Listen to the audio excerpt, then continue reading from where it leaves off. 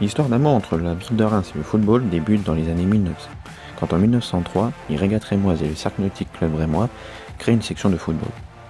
En janvier 1904, le club athlétique, le Racing Club de Reims, le Sporting Club Rémois et le Stade Rémois créent eux aussi des clubs de football. Le 29 novembre 1910, la Société sportive du Parc Pommery est créée dans le parc du même nom. Elle optera pour des couleurs or et vert foncé, qui ne sont pas sans rappeler bien évidemment les bouteilles de champagne célèbres dans la région. Les ligues de Champagne et d'Île-de-France décident de pratiquer une fusion pour devenir la Ligue Nord-Est, un championnat amateur. Reims ne sera représenté que par le Sporting Club Rémois. La Société sportive du Parc Pommery ne fait pas partie de cette nouvelle alliance.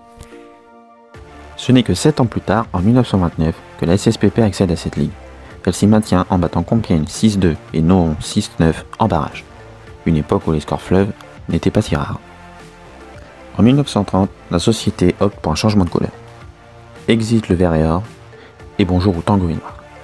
Le 18 juin 1931, à la sous-préfecture, les dirigeants de la SSPP enregistrent la création d'un nouveau club, plus ambitieux.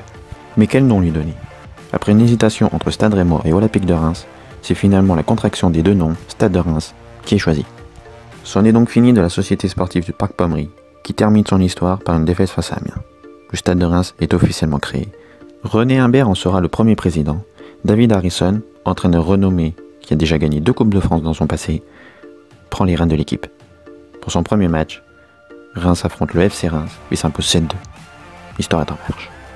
Puisque le Stade de Reims a pour vocation de devenir un des acteurs majeurs du football français, la construction du stade Auguste Delaune est lancée le 8 février 1932. Le premier match y dispute le 21 octobre 1934.